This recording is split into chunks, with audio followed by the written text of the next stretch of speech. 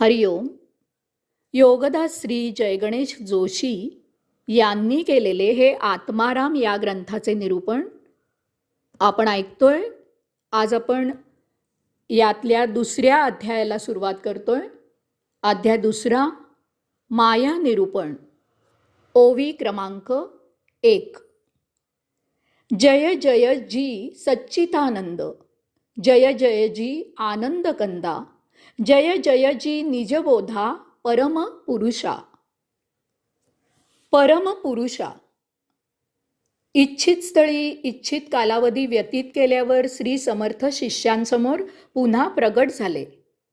स्मितहास्य करत सर्वांवर अतिवात्सल्याने कृपा कटाक्ष फिरवून श्री समर्थांनी या दुसऱ्या समासाच्या सुरुवातीला परमपुरुषाचे त्रोटक संक्षिप्त केवळ 3 विशेषणांद्वारे परंतु नेमके वर्णन केले आहे. ते वर्णन काय कसे आहे त्याचे आपण निरूपण पाहणार आहोत. तथापि त्याआधी हे असे परमपुरुषाचे वर्णन करण्यामागे श्री समर्थांचे जे प्रयोजन आहे ते समजून घेऊया. येथे हे असे वर्णन करण्यामध्ये 2 प्रकारचे हेतू आहेत. त्याग निरूपण. मागील समासात श्री समर्थांनी आत्माराम प्राप्त होण्यासाठी त्याग करायला सांगितले. त्यासाठी त्यांनी त्याग निरूपण केल्यावर श्री समर्थ त्यांना इच्छित स्थळी निघून जाण्यासाठी सिद्ध झाले. त्यांच्या इच्छित स्थळी निघून जाण्यासाठी सिद्ध झाले. त्यावेळी अत्यंत आदराने परंतु कळकळीने शिष्यांनी त्यांना विचारले की स्वामीजी, आता आपण पुन्हा केव्हा येणार? त्यावेळी शिष्यांकडे आणि आपल्याकडे पाहून श्री समर्थांनी स्मितहास्य केले. या स्मितहास्यामागे एक फार महत्त्वाचे कारण लपलेले होते. कारण त्याग करायला सांगितल्यावर आता त्याप्रमाणे जे प्रत्यक्ष आचरण करतील त्यांना आत्माराम सहजच आपोआपच प्राप्त होईल. कारण या त्यागायोगे आशांचे संचित अल्पावधीतच नष्ट होईल. ते मुक्तीच्या यात्रेला आरंभ करतील आणि यथाकाळी आपले आपण द्वारी पोहोचतील. हे उघड सत्य आहे. यासाठी आता आणखी उपदेशाची गरज नाही अशी अपेक्षा आहे. यामुळे त्यासाठी आता स्वामींनी यायची आवश्यकता नाही. आत्माराम या ग्रंथाचा हा पहिला समास ज्यांना आकलन झाला त्यांना या ग्रंथाचे सार उमजले. त्यांच्यासाठी या पुढील समास म्हणजे एक आनंद यात्रा आहे. कारण भौतिकाचा, मायावी जगताचा, उपभोगांचा त्याग केल्यावर आपोआपच अंगी अध्यात्म बाणते. संचिताचा झपाट्याने ऱ्हास होतो. ते अल्पावधीतच नष्ट होते. आता आयुष्याच्या ऐवजी जीवन जगणे सुरू होते. येथून पुढील जीवनात आत्मप्रेरणेने केवळ आत्माचरण केले जाते. आपल्या जीवनाची यात्रा योग्य मार्गी सुरू होते. यामुळे आता स्वामीजी आत्मोपदेशासाठी परत केव्हा येणार हा प्रश्नच उद्भवत नाही. ही किमया श्री समर्थ तेथून निघून गेल्यावर आपल्यामध्ये आपोआप घडणार असते. म्हणून श्री समर्थांनी 2 गोष्टी केल्या. एक, त्यांनी केवळ स्मितहास्य केले. जे होणार आहे त्याची आपल्याला प्रत्यक्ष प्रचितीच येईल असा त्या हास्यामागील ध्वनीत अर्थ होता. 2, त्यांनी सांगितले की आता पुढील वेळी आपल्यामध्ये संवाद होईल. त्यावेळी तुम्हाला स्वानंद सागरात सचैल महा आनंद मिळेल. कारण त्यावेळेपर्यंत तुम्हाला आत्मप्रचिती मिळालेली असेल. त्यामुळे पुढील समास आत्मारामाचे वर्म विशद करणारा आहे. त्यासाठी सर्वांनी आता तयार असावे. कारण आता आत्मपद प्राप्त झालेल्यांना याशिवाय आणखी काय सांगणार? यास्तव श्री समर्थांनी पुन्हा भेट झाल्यावर सर्वप्रथम परमपुरुषाचे वर्णन केले. त्यांना पाहायचे होते की त्यांनी त्याग केल्यावर त्यांना पाहायचे होते की त्याग केल्यावर या वर्णनाची किती जणांना प्रचिती आली आहे.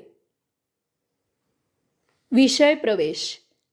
श्री समर्थांचा परमपुरुषाचे वर्णन करण्यामागे दुसरा हेतू असा आहे की ज्यांना हे उमजणार नाही त्यांच्यासाठी या पुढील समासांच्या अभ्यासायोगे आपल्याला कोणते शिखर गाठायचे आहे ते सुरुवातीलाच समजावे. श्री समर्थांना माहीत आहे की कितीही काही अपेक्षिले तरी सर्वांना केवळ त्याग निरूपणाने आत्मप्रचिती येणार नाही. आपल्याला पुढे हा ग्रंथ पूर्णपणे सांगावा लागणार आहे. यामुळे त्यांनी येथे परमपुरुषाचे वर्णन केले आणि आत्माराम या ग्रंथाचा विषय प्रवेश केला. शेवटी आपल्याला आत्माराम या ग्रंथाच्या अभ्यासाने त्याच्या आचरणाने तो परमपुरुष प्राप्त करायचा आहे. मानवी देहाचे ते अंतिम शिखर आहे. तो एकमेव अंतिम उद्देश साध्य करायचा आहे. यासाठी आता आपण श्री समर्थांनी परमपुरुषाचे जे वर्णन केले आहे त्याचे निरूपण पाहू. सच्चिदानंद. सच्चिदानंद म्हणजे सच्चित आनंद. परमपुरुष म्हणजे सत्य आनंद आहे. येथे सत हे सत्य असत्य अशा द्वंद्वामधील सत्य नाही. सत म्हणजे सदा, शाश्वत. सत्य आनंद सदा असतो, चित असतो, चिर असतो. म्हणजे तो कधीही लोप पावत नाही, नष्ट होत नाही. कारण असा सत आनंद अकारण असतो. अशा आनंदाला काहीही निमित्ते असत नाही, कारण लागत नाही. असा आनंद बाह्य गोष्टींवर, बाह्य जगतावर अवलंबून नसतो. असा आनंद अंतःकरणामधून आपोआप सहज उत्स्फूर्तपणे अकारण उद्भवतो आणि उफाळून येतो. म्हणून तो सदा असतो. यामुळे आनंदाच्या विरुद्ध काहीही नसते. आनंद केवळ असतो. आपले स्वतःचे निरीक्षण करावे. काही वेळेला आपण उगीचच आनंदात असतो. सध्याच्या भाषेत मूडमध्ये असतो. बाह्य गोष्टींच्या आनंदाचे कारण संपले की त्यामुळे निर्माण झालेला आनंदही संपतो. यामुळे बाह्य गोष्टींमुळे कधीही आनंद मिळत नाही, त्यामुळे सुख मिळते. यामुळे सुखाच्या विरुद्ध दुःख होते. सुख दुःख हे द्वंद्व आहे. सुख कमी जास्त असू शकते. सुख कमी झाले की दुःख होते. सुख नष्ट झाले की दुःख होते. परंतु अंतस आनंद सदा असून तो चिर आहे. वास्तवात आपण सदा आनंद याच अवस्थेत असतो. परंतु भौतिक सुखाच्या आणि त्यामुळे नंतर हमखास येणाऱ्या दुःखाच्या कच्छपी लागल्यामुळे आपण त्या सदा आनंद अवस्थेला मुकतो. परंतु योग जुळून आला की आपल्याला ती परमावस्था प्राप्त होते. आपण कैवल्यानंदात विराजित होतो. यास्तव श्री समर्थांनी परमपुरुषाचे सच्चिदानंद असे वर्णन केले आहे. आनंदकंदा. आनंदकंदा म्हणजे आनंदकंद, जो आनंदाचा कंद आहे, बीज आहे, ज्याच्यामुळे आनंदाचे झाड निर्माण होते, ज्याच्यामुळे आनंदाचे सृजन होते, ज्याच्यामुळे आनंदाची निर्मिती होते, ज्याच्यामुळे आनंदाच्या झाडाची निर्मिती होते आणि त्या योगे आनंद पसरत जातो आणि सदा पसरत राहतो. परमपुरुष मूलतःच आनंदाचे झाड आहे. त्यावर आनंदाची पाने, फुले, फळे बहरलेली असतात. कंद म्हणजे आनंदाची निर्मिती आजूबाजूला फोफावत जाते.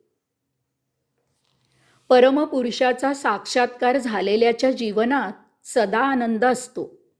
तेथे अन्य काहीही भाव विभाव नसतात. कसल्याही कोणत्याही परिस्थितीत साक्षात्कारी सदा आनंदात असतो. तेथे तो आढळ असतो. कारण भौतिकाच्या दृष्टीने प्रतिकूल किंवा अप्रतिकूल अशा सर्व गोष्टी तो अभावितपणे जीवनाचा एक भाग म्हणून स्वीकारतो. यास्तव श्री समर्थांनी परमपुरुषाचे आनंदगंधा असे वर्णन केले आहे. निजबोधा. निजबोधा म्हणजे निजबोध. परमपुरुष निज स्वतःचा बोध करवणारा आहे. निजबोधा म्हणजे आत्मबोध, स्वतःचाच बोध, आत्मज्ञान, स्वतःचे ज्ञान. परंतु असे ज्ञान पढत नसून ते प्राप्त झाले असता आपल्यामध्ये त्याप्रमाणे आमूलाग्र बदल होतो. आपल्याला अन्य कोणीही किंवा अन्य काहीही स्वतःचा बोध घडवून देऊ शकत नाही. आपली बाह्य ओळख ही भौतिक असते. ती आपली फार तर विशेषणे असतात. ती देहासह नष्ट होतात. उदाहरणार्थ, या जन्मी घेतलेली पदवी पुनर्जन्मात उपयुक्त नसते, किंवा या जन्मी धारण केलेले नाव पुनर्जन्मात आठवतही नाही, किंवा या जन्मी मिळवलेले धन येथेच ठेवून जावे लागते. त्याचा पुनर्जन्मात काहीही उपयोग नाही. आपलेच पुत्र पौत्र आपल्याला ओळखतही नाहीत आणि आपणही त्यांना ओळखत नाही. भौतिक ओळख ही त्या एका जन्मापुरतीच असते. परंतु आपली स्वतःची निज ओळख ही सदा असलेली जन्मजन्मांतरीची असते. आपला जन्म हो किंवा न हो, ती आपली निज ओळख तशीच अबाधित राहते, कारण तो आत्मपरिचय असतो. अशा प्रकारे निजबोध परम असल्यामुळे श्री समर्थांनी परमपुरुषाला निजबोधा असे म्हटले आहे. हरिओम.